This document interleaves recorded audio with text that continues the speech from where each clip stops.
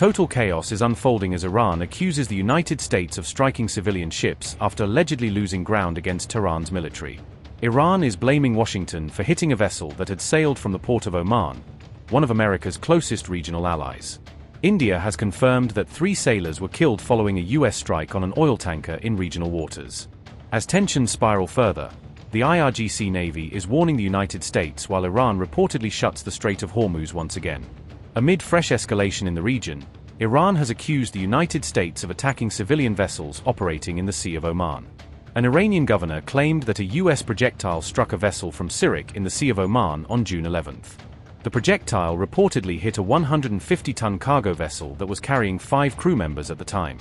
No injuries were reported, with all 5 crew members allegedly rescued by nearby passing vessels, according to reports.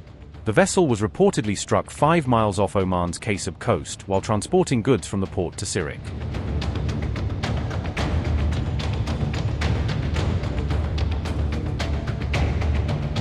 In a separate incident, 3 Indian sailors have been confirmed dead following a U.S. attack on an oil tanker.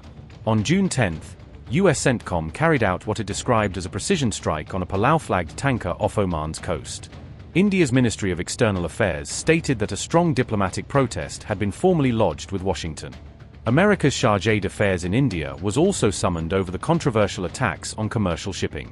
As I had said, that we attach high importance to the welfare and well-being of our seafaring community. As you know, that we have a large seafaring community which is spread across the world. We also have a large number of seafarers who are there in in Persian Gulf and in West Asia, and we are in touch with through our embassy and through Ministry of Shipping to ensure their welfare and well-being. When this particular attack happened on the ship Sede Bello, we lodged a strong protest with the American side. We called in the American CDA, and he was conveyed our deepest concerns on the ongoing incidents of attacks, as also we registered a strong protest with them. We conveyed that the welfare of our seafaring community is very important, and the attacks that are happening must stop. We also conveyed that that dialogue and diplomacy is the way forward for peaceful resolution of the conflict, and that there should be unimpeded access through the Strait of Hormuz in keeping with international law. So we made our position very clear on each of these points, while reiterating how important the lives of our people are, their welfare and safety. Yes, Saurabh, to answer your question, these attacks came from the U.S. U.S. Navy that is stationed there. As you would have seen in the various reports, as also in what was clarified through our statements and otherwise from this podium, the 3 ships that have been involved in the incidents are foreign flagged. So one was two of them are Palau flagged, and the third one, which came under attack today, is Guinea flagged. So that is, they are not Indian-owned ships; they are all foreign flagged ships. I also understand that 2 of them are OFAC sanctioned ships, and one of them also is in the category of non-compliant ship. So that you must bear in mind. Another Indian tanker also reportedly came under attack from U.S. missiles in Gulf waters on June 11th. However, India stated that there were no casualties and that all crew members were safely rescued. Earlier, on June 8th, the United States attacked another vessel, MT Marivex, carrying 24 Indian crew members on board. However, the Indian nationals were rescued by the Omani military after U.S. CENTCOM reportedly disabled the vessel.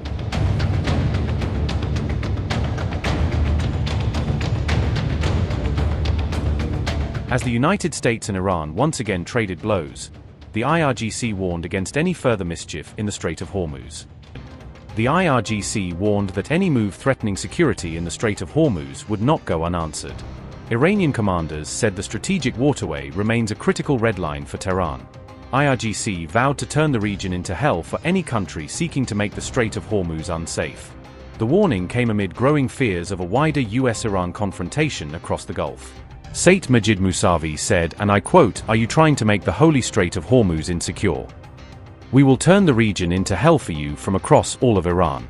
This is Iran's response to the Americans' audacity in the region. God willing, unquote. The warning came on June 11th, just hours after U.S. forces carried out a new round of strikes targeting locations in southern Iran.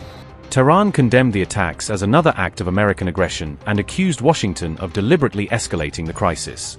Iran's military leadership said the latest U.S. operation crossed a new red line and warned that further action would invite a stronger response. In retaliation, Iran's top military command announced the complete closure of the Strait of Hormuz, one of the world's most strategically important waterways. The decision threatens global shipping and energy markets, placing a vital maritime choke point at the center of the growing U.S.-Iran confrontation. The central headquarters of Katamalin announced, in continuation of the hostile actions of criminal America, and in light of the beginning of attacks by the aggressive military against certain areas in the south in Hormozgan province, effective immediately and due to insecurity in the region, the Strait of Hormuz is declared closed to the passage of all vessels, including oil tankers and commercial ships. And any transit through the strait will be targeted. The United States claim regarding ship passage through the aforementioned strait is denied. The Revolutionary Guards warned that any ship attempting to challenge Iran's restrictions in the Strait of Hormuz could become a target as tensions continue to rise. Tehran also called on oil tankers and commercial vessels operating in the Gulf region to remain in place, citing growing security concerns. The warning comes after President Trump threatened additional military action against Iran if ongoing negotiations fail to produce an agreement, underscoring the deepening standoff between Washington and Tehran. As tensions intensified, Iran's military announced a new wave of retaliatory operations targeting American military assets across the region. Iranian officials said the IRGC carried out coordinated strikes against at least 18 U.S. military targets following the latest escalation in the conflict. Tehran described the attacks as a direct response to recent American strikes on Iranian territory, warning that further U.S. military action would trigger additional retaliation.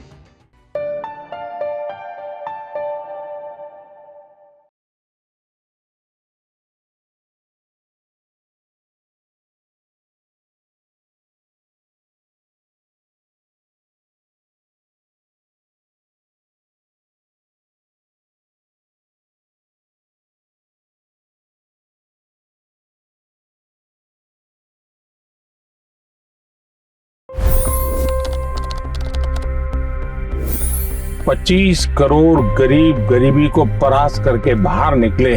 For the good of our nation, let's work together and let's truly make America great again. The fastest news breaks. Requested PM saying that look, you will have to speak to Putin and to Zelensky. The biggest news makers. The relationship with India is probably the most important bilateral relationship the U.S. will have for the rest of this century. The capital delivered quite an election result today. Expert analysis.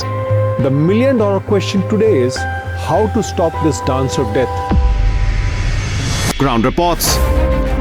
I'm standing at the crossroad of the Kumbh Mela. Behind me are more than 100 entry ghats.